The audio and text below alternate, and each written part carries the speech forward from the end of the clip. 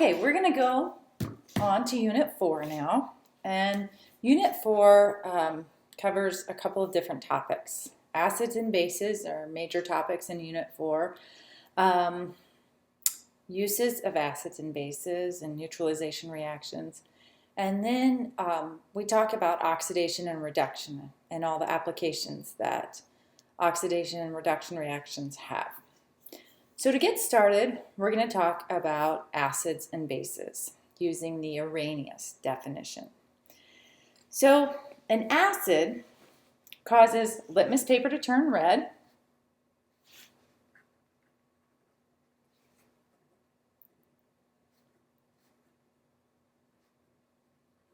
It tastes sour.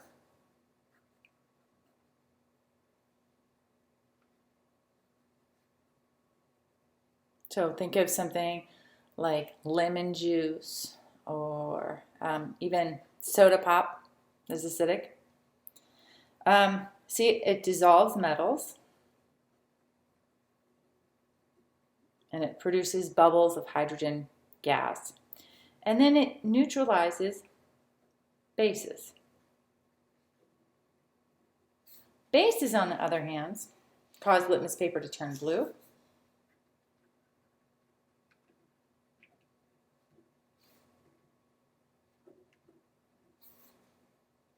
They taste bitter. It feels slippery on the skin.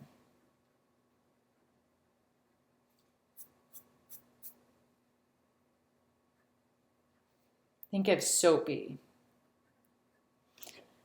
And then bases also neutralize acids.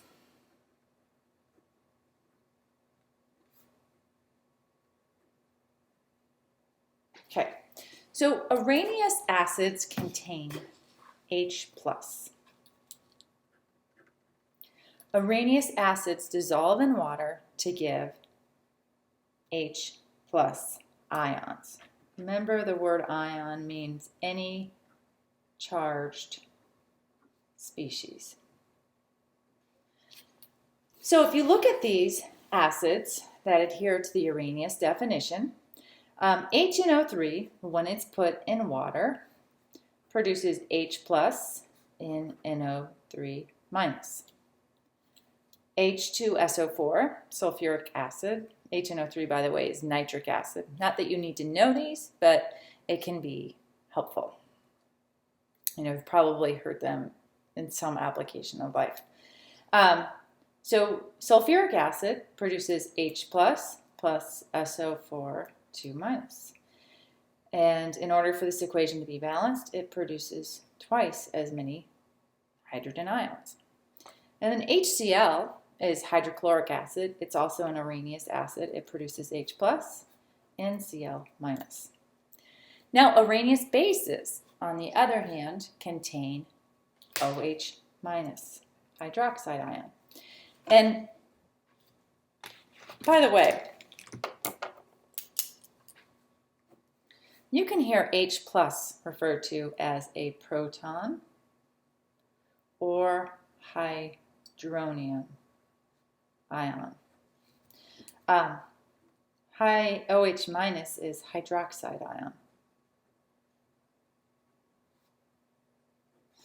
So Arrhenius bases dissolve in water to give OH- ions, hydroxide ions.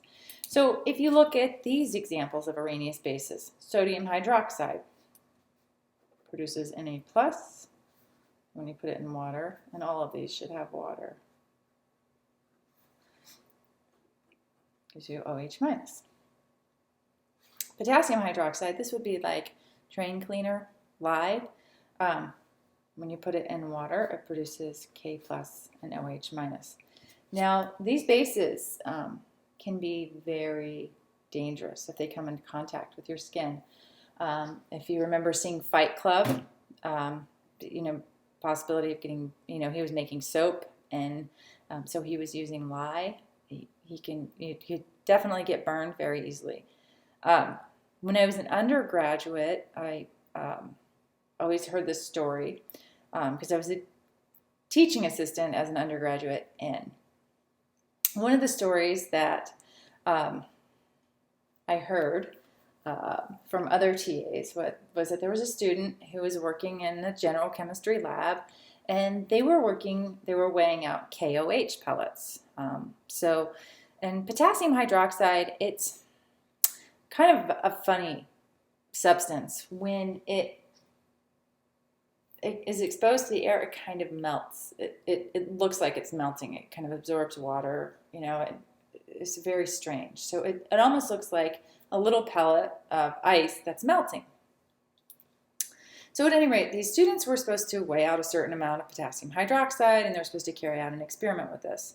Well, the student was doing everything according to the instructions. He weighed out the potassium hydroxide, he was wearing goggles, he was wearing the appropriate attire. But a potassium hydroxide pellet somehow slipped between his sock and shoe. It was kind of a looser fitting shoe, and he didn't notice it. Well, he continued working on the lab, and then all of a sudden he's like, gosh, my foot feels funny. So he looks at his foot and he takes it out of his shoe, and it's just bloody because this potassium hydroxide has interacted with the skin, and it is eating away at his skin. It's one of those things that could happen to anybody, even if you're doing all the techniques accordingly, you just didn't notice. But it just goes to show you how bases, when they interact with the skin, can cause damage. And acids, for that matter, can too. It's not that you have to use caution in either case, but I always thought that was interesting. Just kind of a strange little aside. So, magnesium hydroxide. This produces magnesium ion and 2 hydroxide ions. All right, so on the next page, I have some practice problems for you. So write the reaction for the dissociation of the following acids. Remember that Arrhenius acids always give H+ in solution. So dissociation, this is what they do in water. So and at the bottom I have one for bases. So again, this is in water. So I want you to hit pause and work through these, and when we come back, I'll discuss them. Okay, so the first one is just going to produce H+ and Cl-, so a proton and a chloride ion, and it's balanced as written. The second one is also balanced as written. It's going to produce a proton and nitrate ion, again balanced as written. The next one requires some balancing, so it produces a hydrogen ion or a proton and sulfate ion, and there are 2 hydrogens on the left, so you need to balance that on the right. The next one, HF, it's just a 1-to-1 ratio, so 1 proton, 1 fluoride ion. And then the last one, carbonic acid, you get 2 hydrogen ions and a carbonate ion. This is actually what creates the fizz and pop. So, all right, the next part, the bases, sodium hydroxide, so sodium ion and hydroxide ion will be produced. Potassium hydroxide, again potassium and hydroxide ion will be produced. Calcium hydroxide will produce 1 calcium ion and 2 hydroxide ions. And then aluminum hydroxide will produce aluminum and 3 hydroxide ions. So, work on your homework problems pertaining to Arrhenius acids and bases. And the next lecture will work on more definitions of acids and bases.